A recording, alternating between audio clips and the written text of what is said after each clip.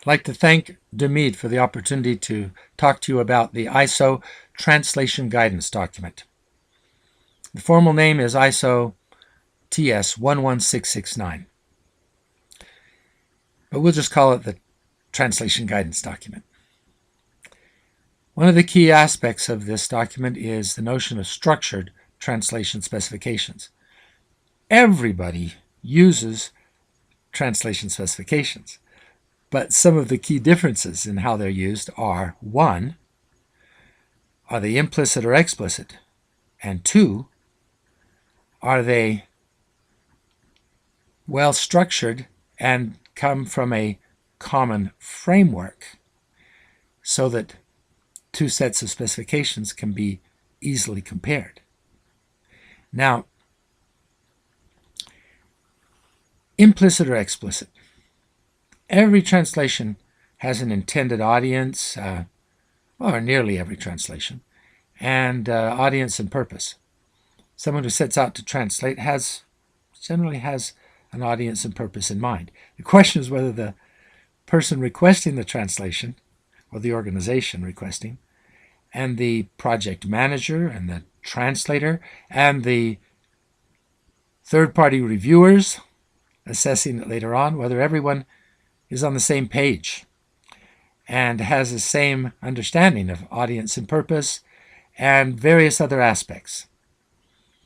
So, the translation guidance document, where did it come from? Came from another document, which is an ASTM international standard. It was published in 2006, based on work going back to 2001, where various stakeholders got together and said, we really need to systematize this development of project specifications. Well, they came up with a set of parameters, which were then further developed within ISO, and now there are 21 translation parameters. Some of them are used to describe the source text. Some of them are used to indicate requirements for the translation. So those are linguistic parameters. Some of them are concerned with the process to be followed, such as how the initial translation will be done, by machine or by automatic machine translation or by human translation, whether there'll be post-editing involved, whether there'll be another pair of eyes for revision, whether there'll be a subject matter expert reviewing it, who's doing the desktop layout, or is there any layout? Maybe not. Depends on the audience and purpose. What about proofreading? Who does it? When? Who's responsible? And then there's questions of environment. Where's the translation to be done? What technology will be used? What resources are available and must be consulted? Which ones are optional? And then, of course, the relationship parameters that are project level parameters that go beyond product and process. When is it due? How much will it cost? The three parameters that everyone uses already are the target language. That's one of the linguistic parameters.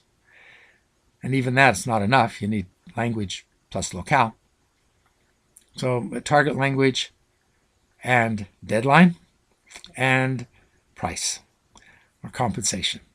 So those three are well understood, but that's only 3 out of 21. So what does this mean for you? Well, it depends on who you are. I'd love to be there and meet the audience personally, but there are stakeholder groups that 8, as a matter of fact, 8 stakeholder groups for which this framework of structured translation specification development is intended. Let me list the 8 stakeholder groups, and maybe Dumid could find out for me which of the 8 are represented in the audience today. First, there's the translation companies. Pretty sure there's some translation companies there. You need to use it to come to an understanding up front with your clients about what's expected. Second, the commercial translation buyers, the content owners or representatives of the content owners. You need translation guidance, translation guidance document to be able to develop a set of requirements even before you select a provider, so that you can get comparable bids. If different processes are involved in one bid and then in another, the bids aren't comparable, and the price difference may not be relevant at all. So very important in selecting a provider and then in assessing the work of a provider later on. And then individual translators. They often don't get access to the specifications, even if somebody knows. Well, the translator's got to know. That's where the rubber hits the road, the fingers hit the keyboard, and the translation is done according to specifications. The question is whether it's done according to the specifications that are understood by other stakeholders.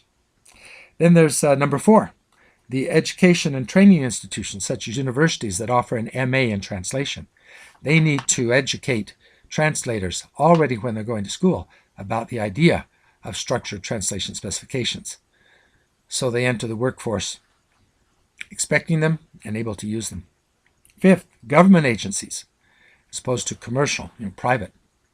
Government agencies and NGOs, such as the many organizations that are members of JAMCAT, United Nations, World Health Organization, myriad international organizations. The 6th, translation industry professional associations, associations of translators such as FIT, associations of translation companies and content owners such as GALA.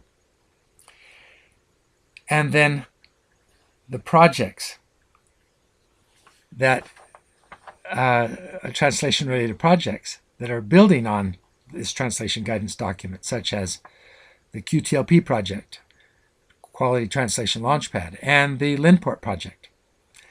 That's number 7. And number 8, translation technology developers. There's at least one translation technology developer that has agreed to incorporate the 21 parameters. Now, who is using these parameters right now? Well, there's this company in Denver I know of, in particular, Synthes Translation, that uses them in developing their project specifications.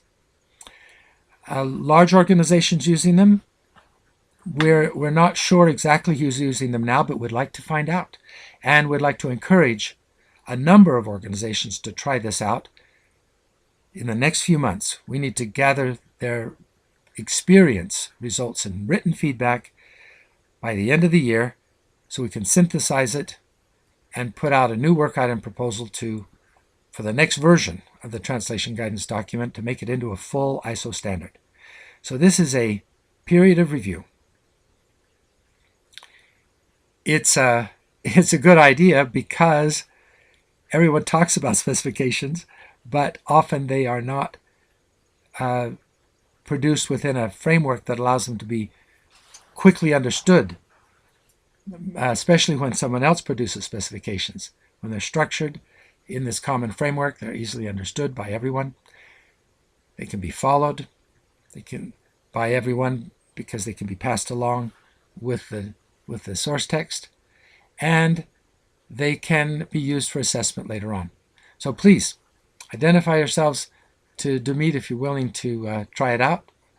Purchase a copy of the translation guidance document and send written feedback through Domeet and also through your national members or association of ISO.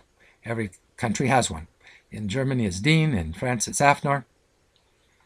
And so through Domeet and through your member body associations, let us know how it works out and how we can improve this framework to promote the use of structured project specifications throughout the translation localization industry. Thank you for your time.